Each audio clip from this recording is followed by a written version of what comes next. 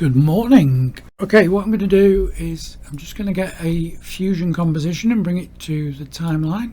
And I can close my effects library. With the Fusion composition highlighted, jump over to the Fusion page. What I can see here is the media out. This node just sends it back to the timeline. I'm going to first of all bring in a background node and connect that to the media out. The reason I've done this is because this ensures the title we're making works on any resolution. But I need to make the background of the node transparent, so just come into the inspector and make it transparent. But now I can work by connecting things to this line, this pipe. I'm going to do something slightly different. Rather than dragging in the little locator icon, I'm going to press shift and spacebar and I'm going to type in loader and press enter. That's going to bring in a loader node. Now a loader node will bring in pretty much anything except video. And come in here to the inspector, select browse, and here's the icon. Double click this and it will load it up. Good practice with a loader node is to use a resize node, which is just here on this hotbar, and then come into the inspector and select reset size. What this is doing is future proofing our logo. So if we want to bring in a different logo, then we can set the size up very easy.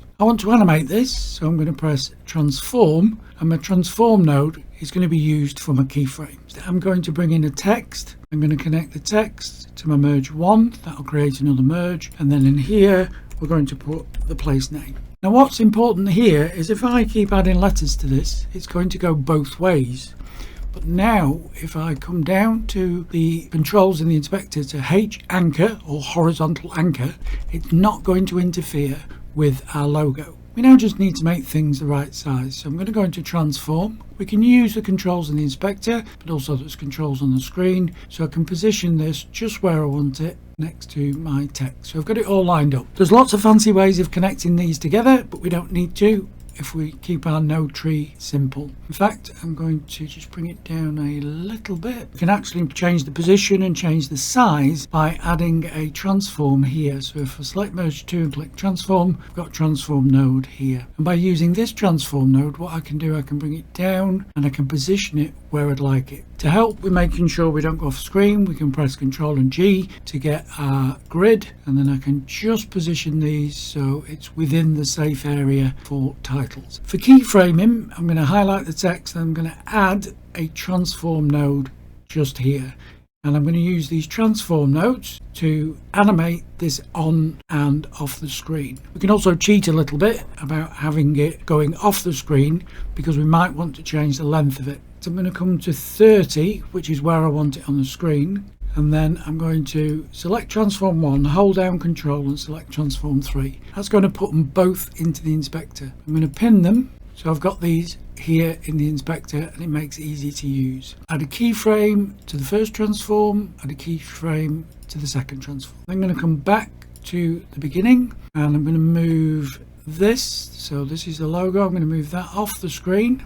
And then I'm going to come to my text and I'm going to move that off the screen. Now what I want to do, I don't necessarily need them together, but I can do that and they'll come in at the same speed. If I want them to come in slightly different, I'll just take the logo a lot further out and then the logo sort of catches up to the titles. There's other ways of doing that. Also what we can do, we can smooth things out a bit. We can come up to spline and then let's just make some room. And this is the spline editor. If I highlight these, so transform 1 is my logo, and by selecting this I can see the path of the logo. This is zoomed to fit. At the moment it's linear, it's just going exactly at the same speed all the time. What I can do is highlight it here. This is select all, and then at the end I can smooth that out. I want to do the same for this one, zoom to fit, highlight them all and smooth it out, and that's just going to smooth my animation. You can play with the spline for hours and hours and hours until you've just got it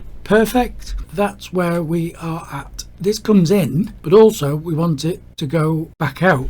Now I'm just going to check something. I don't know if I've got it installed. No, I haven't. A gentleman called David Powers first showed me this. We've got the keyframes for coming in, but we haven't made the keyframes for going out. And the reason I've done it this way is so we can make this title any length we want. What I've got here, and I'll send you a copy of this, is two nodes, a time speed node, and the time speed node is set to speed of -1. which means it's going to play this in reverse. I've also got a dissolve node, and in the dissolve node we've got this expression in here, and this expression basically says at the halfway point change the inputs. So we don't need to worry about how it works at the moment, but what it's going to do is change the inputs. We take our pipe from the media out and we put it in the time speed node, take another one and we put it in the dissolve node, and we take the dissolve node and put it in the media out. And what that does is it will now play the whole clip in reverse.